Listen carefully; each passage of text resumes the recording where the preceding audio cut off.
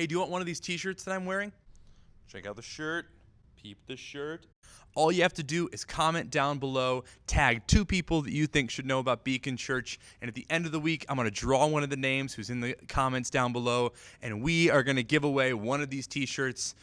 Oh me, oh Maya, it's Ezra Nehemiah time. Hey everybody, welcome back. This is Ezra chapter 4.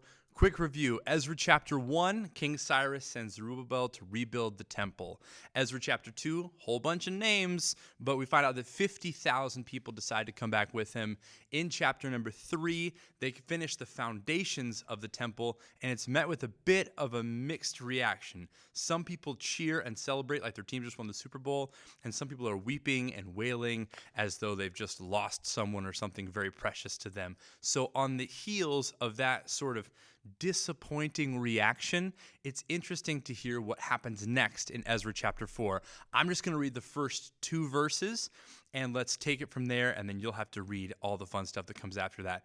But it goes like this.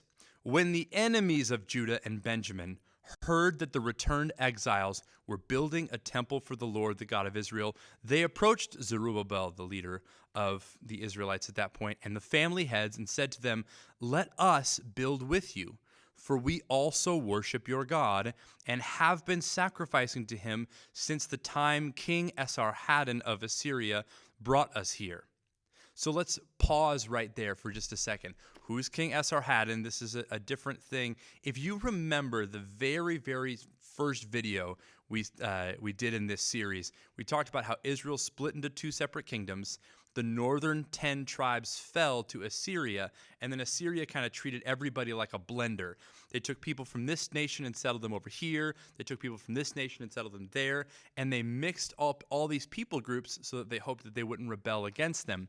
And what happened was a bunch of people who are not of Israel ended up being brought in by the king of Assyria.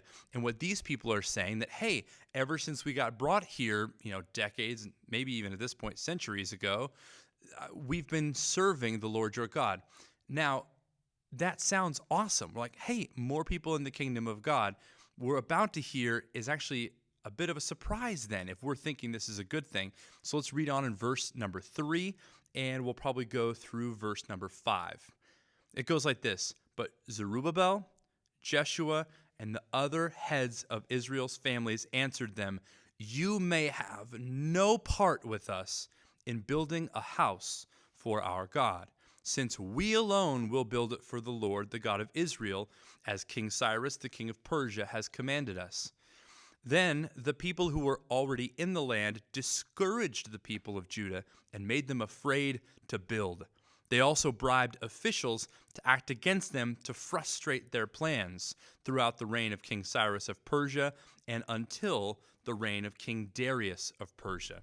It's almost shocking at first to hear the people of God, to hear the Israelites say, hey, you worship the same God we do, but you may have no part in building this temple.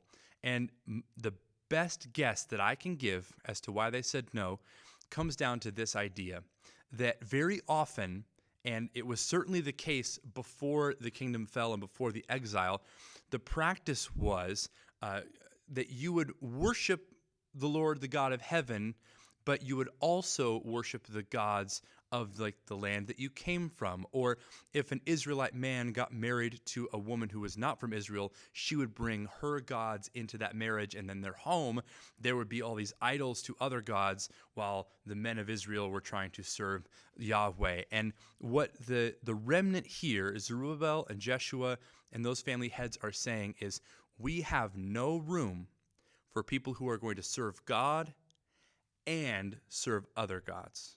That there can be no other gods, right?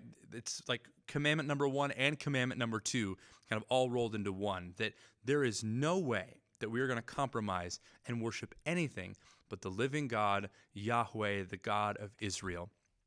And it sounds harsh to say, but I think that Zerubbabel and Jeshua learned the lesson of why Israel was exiled in the first place. Israel was called out to be a holy nation. At its inception, when it was called out of Egypt, and when Moses got the commandments, and when this whole law is written out, the purpose of Israel was to be a holy, set apart, differentiated nation from all the rest of the nations on earth, so that God's presence could exist with them, and so that they, as a unit, as a nation, could bring hope to the entire world that way.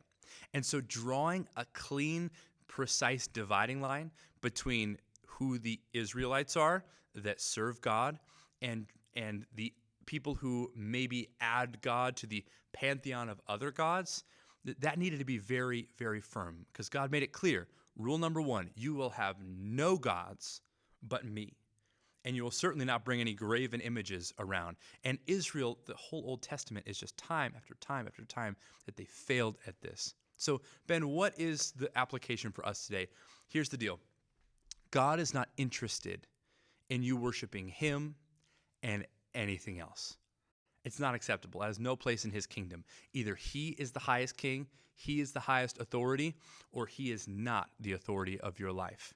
You cannot worship God and money. You cannot want his presence and be desperately chasing after cultural validation or fame. You cannot be ruled by him and ruled by a political party's ideology. It's just not possible. They are incompatible. You can put nothing up on an equal playing field with God.